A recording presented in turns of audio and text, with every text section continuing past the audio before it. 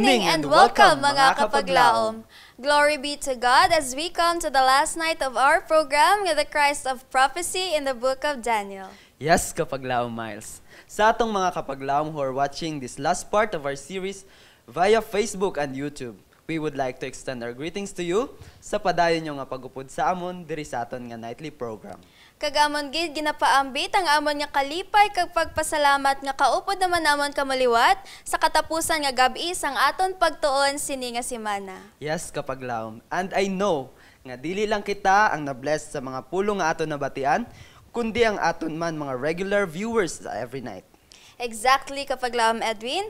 Mga kapaglaom, updi naman kami sa pagtuon naton subong nga gabi. Kaupod si Pastor Francis Daroy halin sa Central Philippine Adventist College sa iyang alas nga topic nga the time of the end. Again, viewers, friends, amon kamo gina-encourage sa pag-share sa aton nga episode tonight sa iba pa nga online viewers, and also to those who are watching sa inyong nga TV, you can now invite sa inyong mga silingan to watch this episode this evening.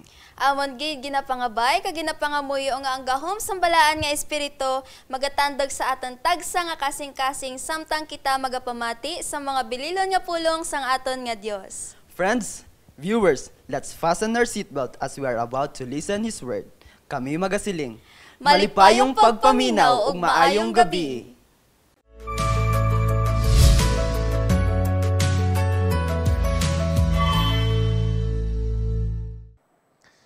Mga higala, mga kaigsunan, mga pinilangga ng mga viewers sa Luzon, Visayas ug Mindanao, mayong gabi kaninyong tanan.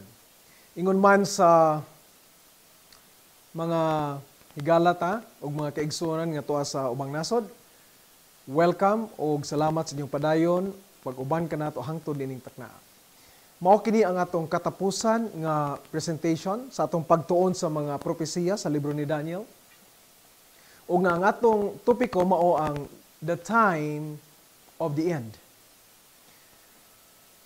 Ang atong overall theme for this second part of the book of Daniel mao ang the Christ of Prophecy in the book of Daniel. Ako usab kamong gihangyo mga higala nga usab inyong tan-awon ang first part nga mao ang mga presentations ni Dr. Montaño on the gospel in the historical book of Daniel. Sa di pa kita mag-aampo, ako sang pasalamatan ang mga nagapaluyo niining maong programa nga nahimo kini siya natapos o nga nahimo nga successful. Akong ipasalamatan unas tanan si Brother Elberay Tapaya, uban ang media ministry crew dinhi sa Central Philippine Adventist College. Ako sa gipasalamatan ang among dean, walay lain kundi si Pastor Jesse J. Aragon Jr. ug usab ang CPAC family with our President Dr. Julie Miriam Rizardo, uban sa mga faculty ug mga students. Salamat sa inyong pagsuporta. Ug ang ato sa mga alumni throughout the world nga nagatan-aw niining moong programa. Ako usab nga pagpasalamat sa atong director nagadumala sa CPUC, Central Philippine Union Conference, sa atong Hope Channel, si Brother Bernie Maniego. Ingon man ang atong mga officers sa CPUC, labi na ni Pastor Agapito Katani. Salamat kayo ug kay Pastor Nelson Paulo sa Hope Channel Philippines. Ang akong pinasahigid nga pagpasalamat nga na kaninyo, mga higala, mga igsoon, atong mga viewers, tungod sa inyo nga paghatag sa inyong higayon, sa pagtuon ni ining mga propesiya, unya sa inyong mga pinasahi nga mga pag-ampo. Ug ako nagtuo nga kini may dako nga kapuslanan sa pagpalig-on sa atong pagtuo ug sa pagdaog og mga miling kalag.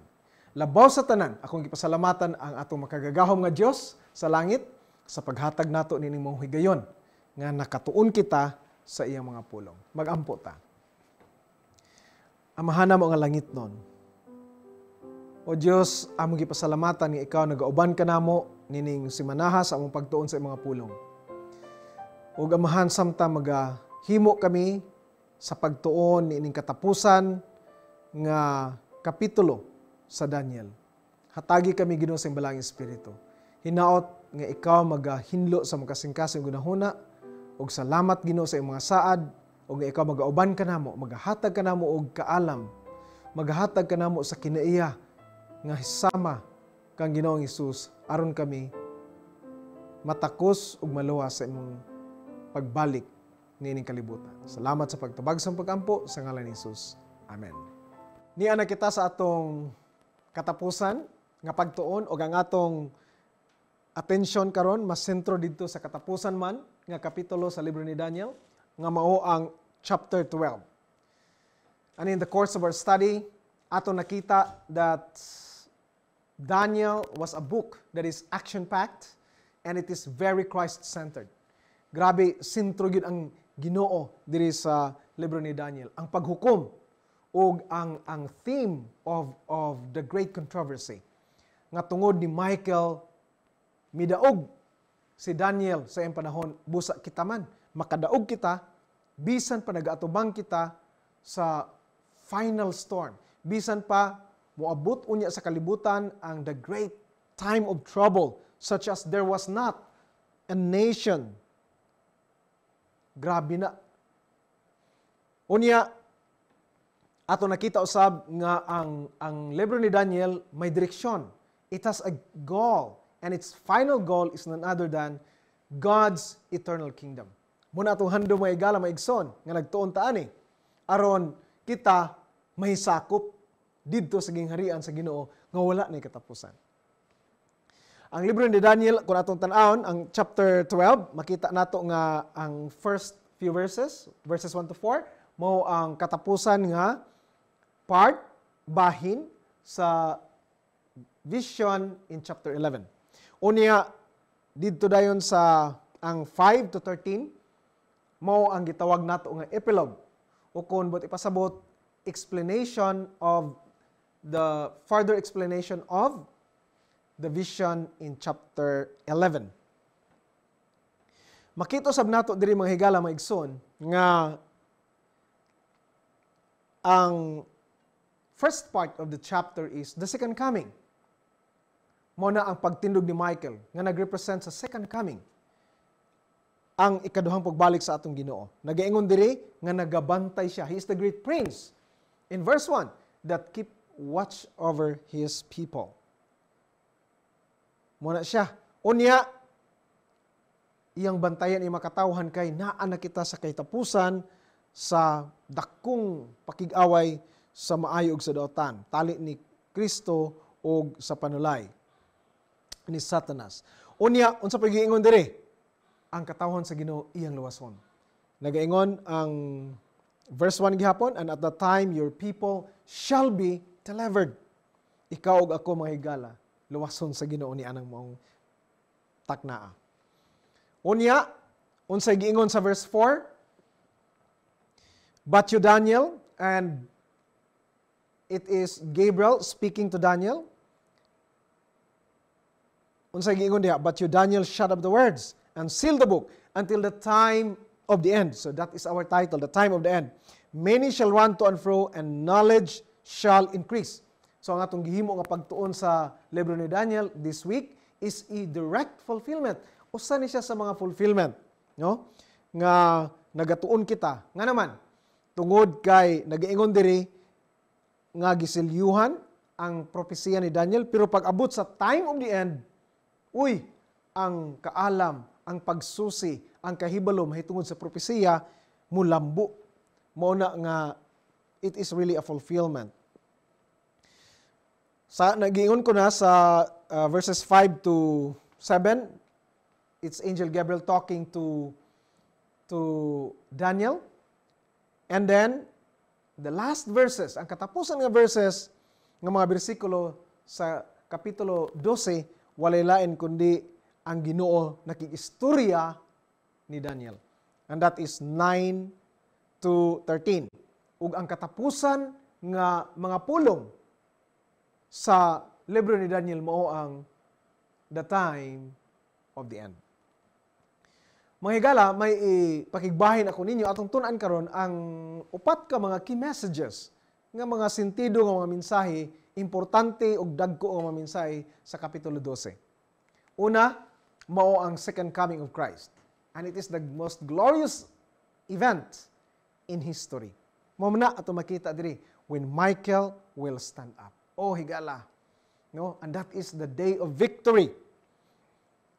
And all prophecy are pointing to this. Gani bisan sa libro ni Daniel, it is Michael that will stand to deliver his people. And then, the time of the end also will culminate to the second coming, to the standing up of Michael, and also to resurrection. So muna, diha na mo tapos ang time of the end. Ato na nato hisgutan, unya unsa ng time of the end. Unya makaigsunan, ato makita nga, importante kaayo ang second coming. Gani in the New Testament, kung moadto ta didto, 250 times it is mentioned, the second coming. That's one in every 5, verses. Muna ka-importante, ug bisan pa diri sa libro ni Daniel. It is the most glorious event. Ug kitatanan, ang propesiya, muna ang gitudlo dito. Ato na hibaluan usab, nga ang mga ginharian, dagkong ginharian, ang 4 great earthly kingdoms, ang succession of these empires happened. We are witnesses. Usa na lang yun ang wala nahitabo. No? Ang pinakadako nga wala nahitabo, mao na ang pagbalik sa Ginoo. So mao na ang atong ginaandaman karon. Mao na importante kayo ang ikaduhang pagbalik sa atong Ginoo. Sa akong gikaingon nga didto ni napuntarya ang propesiya o katumanan sa propesiya. Kaya ang uban nahitabo naman. Tanaw na to ang structure sa Daniel, mao gyud. Ang Daniel chapter 2, nagasugod ka na sa Babylon, unya matapos siya sa second coming ng mga Stone Kingdom. Sa Daniel 7, Babylon gihapon nga time, unya unsay nahitabo didto sa second coming mohuman siya, unya ang ginharian ihatag ngadto sa mga balaan. In Daniel 8 and 9, Medo-Persia, ang iyang ending mo ang second coming, and then the little horn broken without hands. Sa Daniel 10 hangtod sa 12, sa katapusan nga pananaon, Medo-Persia nagsugod, unya second coming nga mo ang resurrection. So ang tanan nagdireksyon gyud didto sa second coming. So bisan pa gani ang libro ni Daniel, not only it's Christ-centered and the ministration of the high priest, the heavenly high priest, through Jesus Christ our Lord, it is also a book on the second coming, no? As the culmination of the prophecy and our only hope. Usa ka theologian nag-ingon siya nga ang ginharian na ning kalibutan na tanan mahanaw. It's only one kingdom that has a future. Ang future nato ang atong paglao mo lang gyud ang gingharian sa Ginoo. Kaya nga naman, wa nay katapusan. Ang mulungtad na sa walay kahangturan.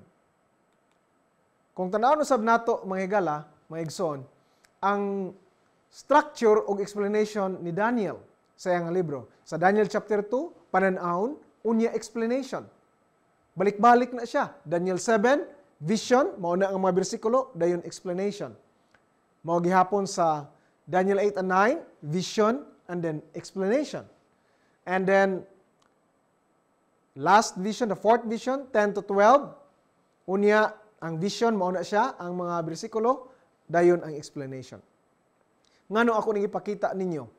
Tungod kay importante na siya makaigsunan kay may mga interpretation nga moingon sila nga ang time prophecies, kay may duha ka time prophecies diri sa libro sa diri sa kapitulo sa chapter 12, no? Sa chapter 12 may duha ka time prophecies. Miingon sila nga didto future pa daw ni. Di na siya mamao makaigsunan, di na siya mohaom nga naman.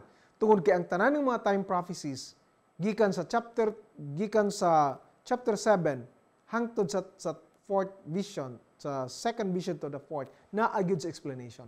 So kung ang kining duha ka time prophecy magtudlo ngadto sa future pa ilang fulfillment, muna nga dugangan natong ikalima nga vision pero upat ra man. So muna nga kini siya atong tan-awon kung nahitabo na ba og wala. So muna maigso no. And then number 2, ato ning tun-an ning duha ka time prophecies in chapter 12. Atong basahon ang teksto nag-ingon sa Daniel 12:11 unsa giyon diha.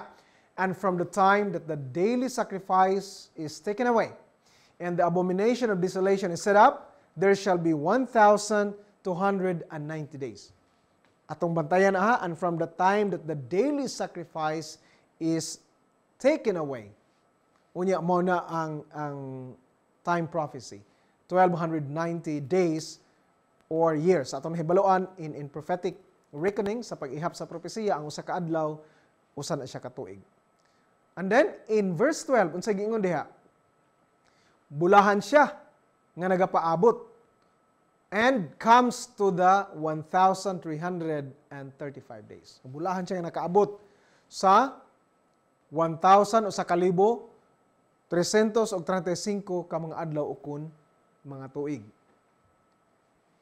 Atong tan-awon makaigsunan that they are the two-time prophecies and they are connected to a time prophecy that we know before. Nga ato na makita sa 12 verse 7. Unsay giingon diha, no? Then I hear the man clothed in linen who was above the waters of the river, who held up his right hand and his left hand to heaven and swore by him who lives forever that it shall be a time, times, and half a time. And the power of the holy people has been completely shattered, and all those things shall be finished. So, ang duha ka time prophecies, ang 1290 ug ang 1335 days or years, na-connected siya diri mga igsoon. Na-connected siya. Gani kung tan-aw na to makaigsunan, tan-aw na to sa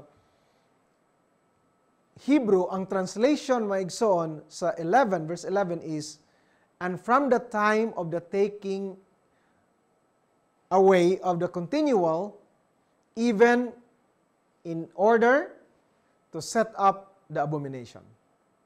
So mo na siya ang translation of the Hebrew phrase of the taking away, no? In verse 11. Nga mao kana ang 1290 days or years. Buti pasabot nga ang the taking away is the preparatory to the setting up of the abomination of desolation. Okay, tanawa mga igsoon ang Daniel 11:31 ug ato kana siyang itandi sa Daniel 12, no? Verse 7. Daniel 12:11 I should say. So unsa giingon diha? And forces will be mustered by him, and they shall defile the sanctuary fortress. Then they shall take away the daily sacrifices and place there the abomination of desolation. Ato ni baloan ang daily, that is the tamid, that is actually continual. So shall take away the continual and place there the abomination of desolation. Walay time nga gisgutan sa 11:31. Pero kung moadto ta sa Daniel 12 verse 11, unsa nahitabo? And from the time that the daily sacrifice is taken away and the abomination of desolation is set up, so mo gihapon ang pagpatindog ni abomination of desolation, unsa nahitabo maigsoon? There shall be 1,290 days. Busa magaigsoon kung moadto ta didto sa aton hibaluan na kay kining duha ka time prophecies gipuntarya, no, nagatudlo didto sa aton hibaluan nga time, times ug half a time. So unya naingon siya nga ang pagsugod niining 1290 is the setting up, prepare to set up the abomination of desolation. Aton hibaluan makaigsunan nga natapos ang 1260 days or years in 1798. Busa kung ato ning ang ilang termination, no, atong pareho ni sila og termination sa 1290, ato makita mga igsoon unsay mahitabo. Makita nato nga ang 1290 years nagasugod siya sa 508 AD. Kay ato nahibaluan usbon ko kining 1290 days or years mao ni siya ang pag set up in preparation for iyang starting point or years, preparation for the setup of the abomination of desolation or the setting up of the papacy. Unsay nahitabo sa 508? Ato ma-check ka na sa history, ato makita nga in 508, si Clovis, the king of Franks, celebrated his victory against the Visigoths in 507 AD. So nagdako nga celebration. Unya, kinsa man ni si Clovis? Ato sa manibaloan nga in 496, no? Previous, pila lang ka mga tuig makaigsunan. Mga 14, no? 12 ka tuig, I should say. Mga 12 ka tuig, unsa man nahitabo? Clovis became a Roman Catholic. Nagpabautismo siya makaigsunan gikan sa pagkapagano ngadto sa pagkakristiyano. Unya, iyang gigamit ang iyang gahom o iyang gingharian sa pagpalambo sa papacy. Muna nga ang mga Arians, ang mga Visigoths o ang mga Arians gikontra niya makaigsunan, gigira niya.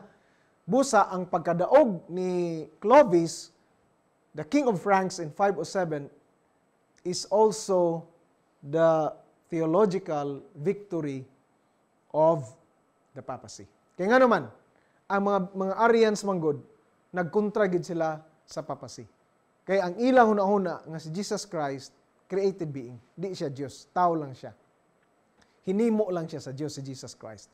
Muna nga, babag kining Arians sa pagtubo o paggahom sa papacy. Pero pag abot ni Clovis, gipampildi ni sila ni Clovis, unya, muna nga ang victory, military victory of Clovis is at the same time the victory of, the theological victory of the papacy. At usang nahibaloan nga may irony, no? Ang history, nga naman, ang France nahimo nga the oldest daughter of the Roman Church. Pero siya pud ang nagtapos, no? Nag-inflict sa fatal wound temporarily sa power of the papacy in 1798. So there is a twist and a contrast, an irony. So muna, moadto ta maigsoon sa 1335. So akong Osbon nga ang 1290 years nagasugod sa 508, mao kana ang preparation sa pag-set up. Kay kung wala si Clovis, di mo lambo tungod sa mga Arians nga daghan kayo. So gipampil dito ni Clovis ang mga Goths, unya ang mga Visigoths, unya nahitabo gyud nga ni lambo og midako ang gahom sa papacy. In 1335, unsa nahitabo unsa na siya makaigsunan? Kining 1335 days or years. Nagingon dinhi, blessed is he who waits and comes to the 1,335 days. So Daniel 12:12. Ato makita nga kini nga time prophecy, the second time prophecy, apocalyptic. Actually, mag-igsoon, may upat, no, ka mga end time prophecies in Daniel. Kung ato ining kumplituhon tanan. Mao ni ang 1260, time, times, and half a time, nga nagsugod sa 538 and then natapos siya sa 1798. At usab nakita ang Daniel 8:14, 2,300 days, nga nagsugod siya sa 457 BC, sa tunang natunan. Unya, natapos siya sa 1844.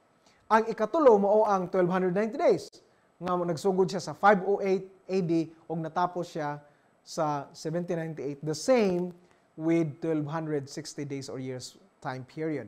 Ang ikaapat mo ning 1335 years. Nagaingon ang balang kasulatan sa verse 12, tupad lang gid sila makaigsunan, no? They are very close associated with each other, or they're closely associated with each other. Blessed is he who waits and comes to the 1,335 days.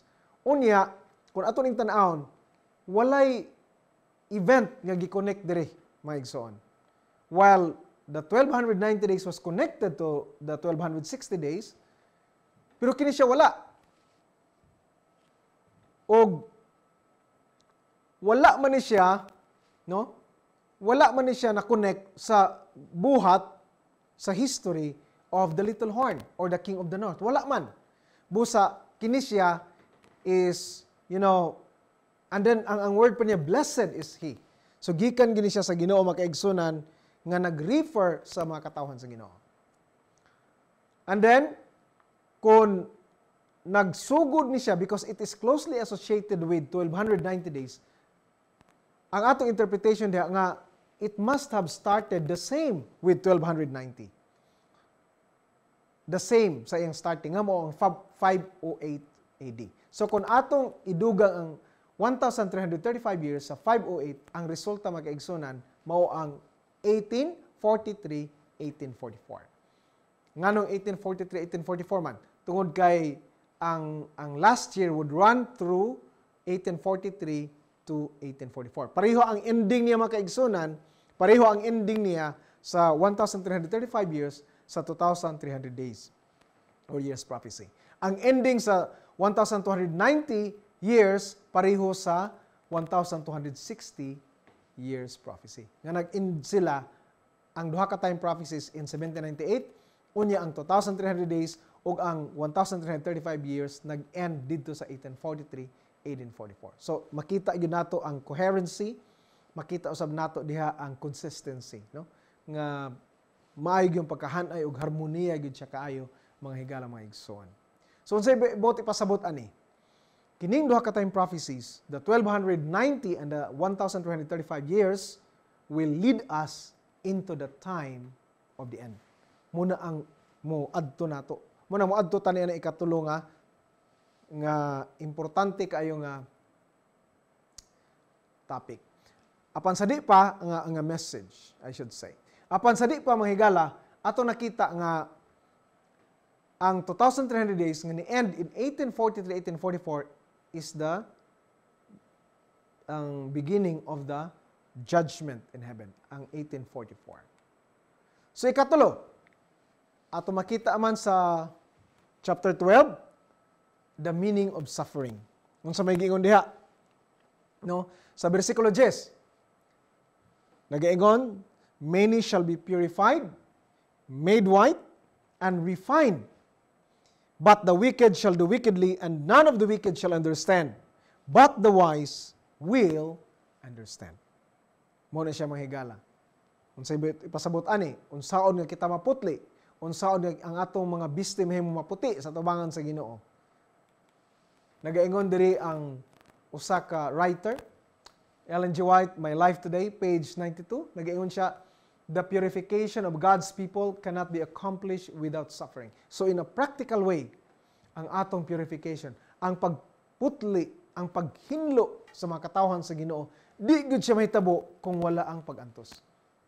Nga naman, He passes us from one fire to another, testing our true worth through grace is willing to be tried.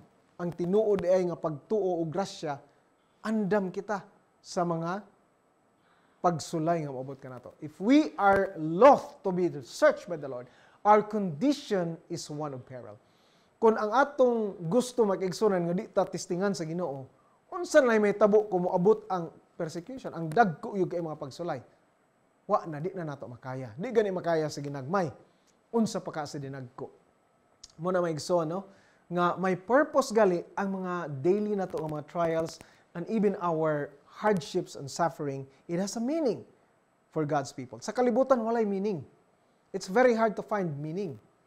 But, you know, it has a purpose. It is a workman to purify us. O, sa pagyod, pariha ba sa bulawan? Ang bulawan nga nuggets, o kining gold nuggets, precious na siya. Pero labo pagid siya mo precious kung mapolish na siya, mahimo na siya into jewels, nga butangan na siya og mga precious stones, og mahimo na siya nga jewelry, mas mo mahal pagid siya. Unya ulayon na siya atong hibaluan nga ginaulay na.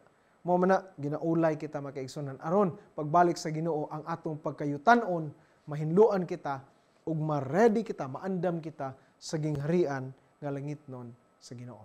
So, the third one is there is meaning in suffering. Gani, kung adto ta makaigsunan sa balang kasulatan dito sa bugna, ato makita na sa bugna 7 versikulo 13 may giingon diri sa Revelation 7:13, then one of the elders said, saying to me, Who are these arrayed in white robes? And where did they come from? And I said to him, Sir, you know. So he said to me, these are the ones who come out of great tribulation, and washed the robes and made them white in the blood of the Lamb. So niagi sila og tribulation. Pero unsa man, naputli ang ilang mga bisti. Nga naman, sa unsang paagi, pinaagi sa paghugas nila sa dugo sa kordero. So mga higala, mga igsoon, mahinluan lang yun ay. In the biblical point of view, mahinluan ang atong kinabuhi kon sa matag adlaw ato kining gihugasan sa dugo ni Ginoong Hesus. So di pasabot nga magsunod ta sa Ginoo walay mga pag-adtos na ana siya, but it has a place. It is a workman, it is a purifier aron kita mahimong maandam og matakos sa gingharian sa atong Ginoo. Ngadto ta sa ikaupat. Moadto ta sa ikaupat nga bahin nga key message. Okay? Apan sa dili pa atong basahon ang Acts 14:22 unsa giingon diri? Si Apostle Paul nagiingon, strengthening the souls of the disciples, exhorting them to continue in the faith, and saying, we must through many tribulations enter the kingdom of heaven. O importante gid ay mga igsoon, no? Nagiingon diri, we must through many tribulations enter the kingdom of heaven. Mo experience gyud ta sa mga pagsulay ug nagakalayo nga mga kasakit. Nga naman, kay muni mo putli nato aron ta makasulod sa gingharian sa langit. Sa atong kaguliyon di ni nato kaya, pero huna-huna nga sa pagsugod sa chapter 12 sa Daniel, naa si Michael nagabantay ka nato. Di pud tugutan sa Ginoo nga moabot ang mga pagsulay nga di nato kaya. Kay balo ang Ginoo sa ato masarangan, no? Unya nagiingon diha, kung moagi ditag mga pagsulay, unsa may ato himuon? We have to strengthen the souls of the disciples, exhorting them to continue in the faith. Ang the best to encourage ourselves is to encourage others. Mo man na, kay mobalik man na sa atoa, di ba? Kanang sige taghatag sa uban, maluluyon ta, kaluyan po ta sa Ginoo. Iya po tang hatagan sa atong mga kinahanglanon. Muna, so adto ta sa ikaapat, the time of the end. Sa ako na naingon, ang katapusan nga mga pulong sa libro ni Daniel mo ang time of the end. So unsa ning time of the end mga igsoon? Mao ni ang time nga nagsugod sa 1798 pagkatapos sa 1260. O kon mao ni ang time nga pag-abot sa judgment nga pagsugod sa termination of 2,300 days, no? Ang uban niingon nga after sa 1798, and then others would also say that it is, the starting point of the judgment. So the time of the end, we are now living in the time of the end. But ipasabot, this is the preparatory time to usher in the eternal kingdom of God.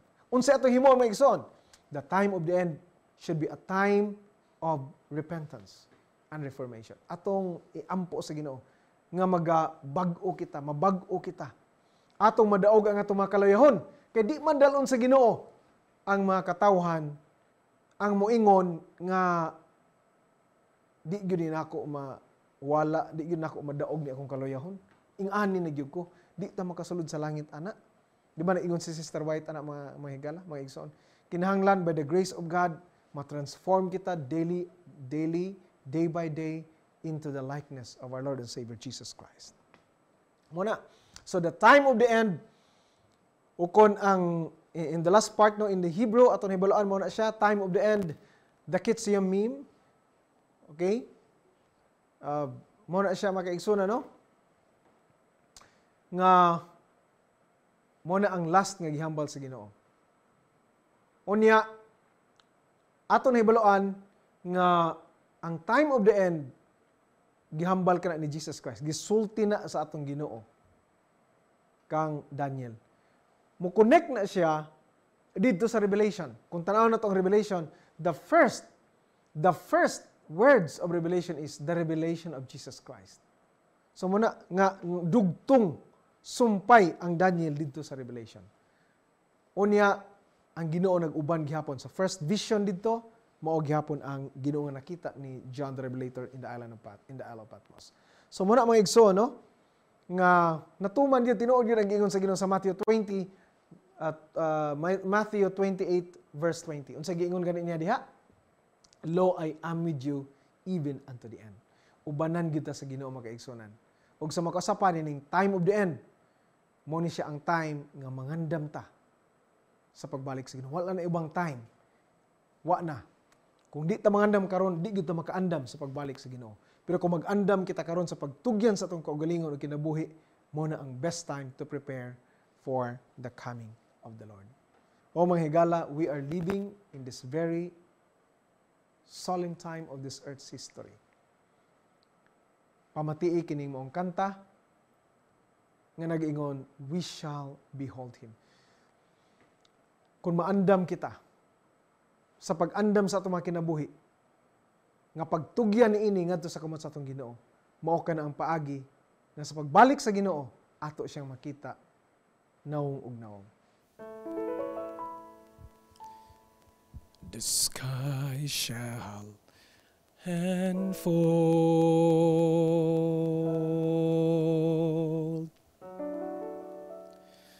preparing His entrance.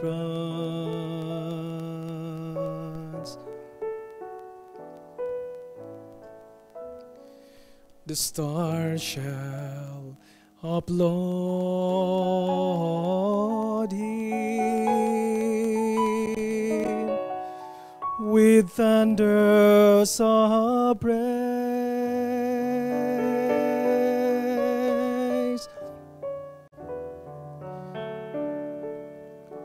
The sweet light in His eyes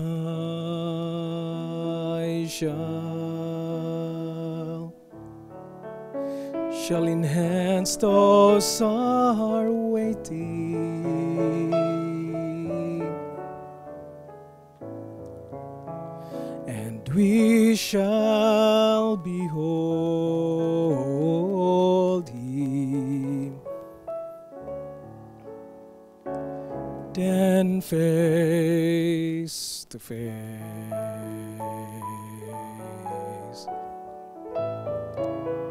For we shall behold Him. We shall behold Him face to face in all of His glory.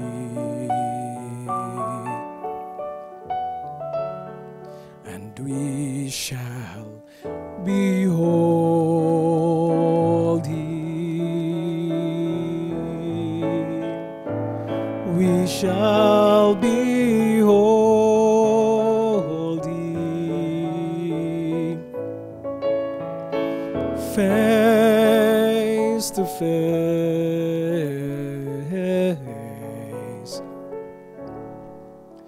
Our Savior and Lord.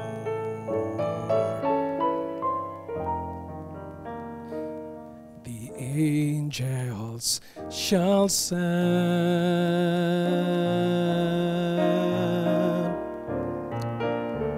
the shout of His coming.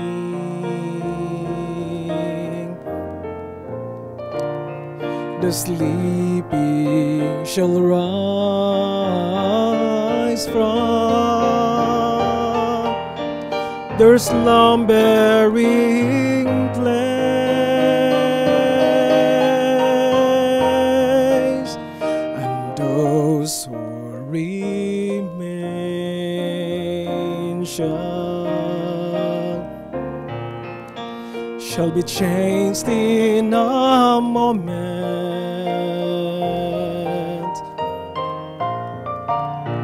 and we shall behold Him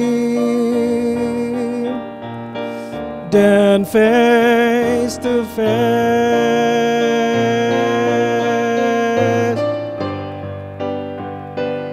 We shall behold Him.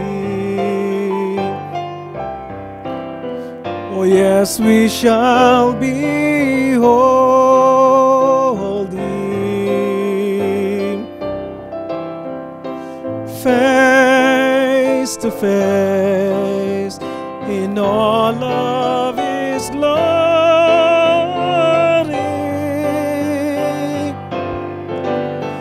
and we shall behold Him.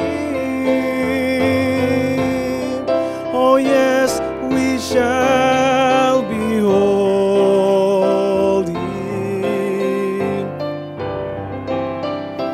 face to face,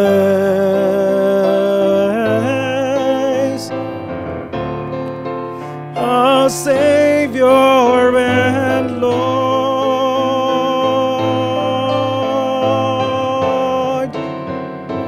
We shall behold Him, our Savior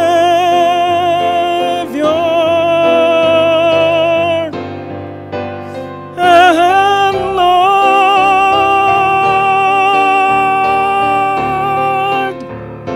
Savior and Lord.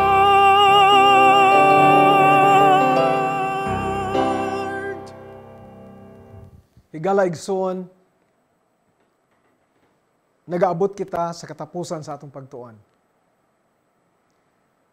Ang dako nga pangutana mao nga sa pag-abot sa gingharian sa Ginoo, will you be there? Will I be there? Our only solution, our only assurance to be in God's kingdom is when we will be judged by God to be saved. Muna ang atong katapusan nga pangutana, ako ibilin kaninyo mga higala, mao nga, will God judge you to be saved?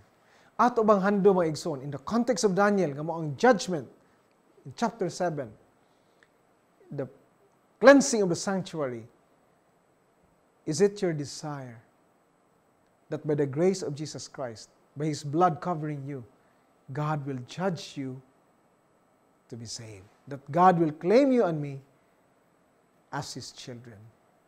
Mga higala, hinaot nga sa pag-abot sa Ginoo, kita tanan maandam ug matipon didto. In this program, we don't know each other much. Wa ko nakaila sa inyo mga igsonan.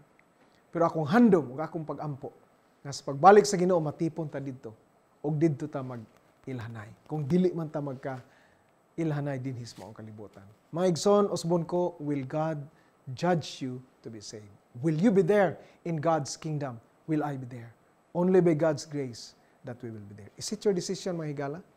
Imo bang decision nga imo itugyan imong kinabuhi? Dawaton imong Ginoo, mosunod kaniya, magmatinumanon kita, pareho ni Daniel, hangtod siyang pagbalik.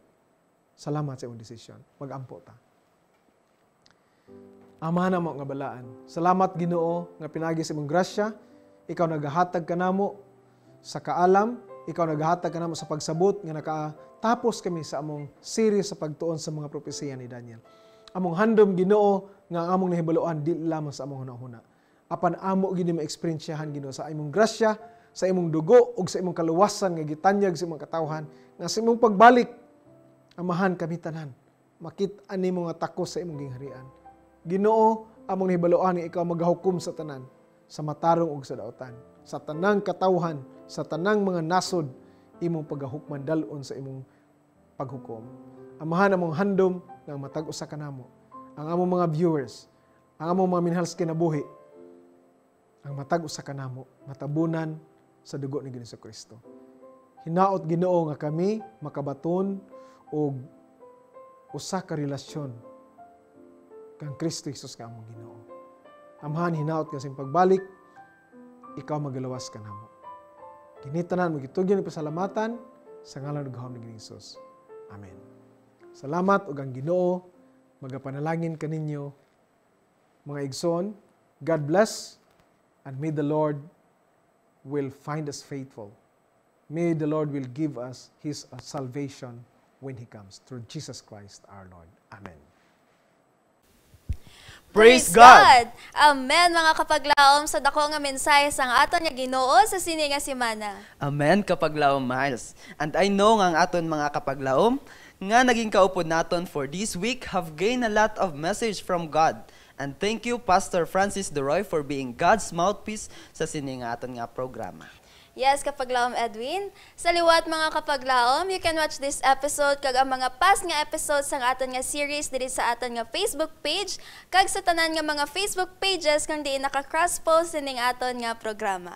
Mga kapaglaom, for your prayer request, comments and suggestions, pwede gihapon ninyo ni mapadala sa aton hotline numbers 091636-13777 or 0961-8113-777.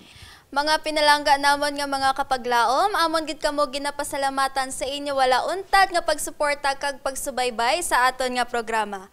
Kabay pa nga magpabilin ang mga pulong sang aton nga Dios sa aton tagsa-tagsa nga tagipusoon samtang nakita nagahulat sa ikaduwa nga pagbalik sang aton nga Ginoo. Let us keep our faith burning. He will make us wise and to salvation through faith in Jesus Christ. This is The Christ of prophecy in the book of Daniel. This is your host. I'm Edwin Rollo. And Miles Calde, sharing love, changing lives.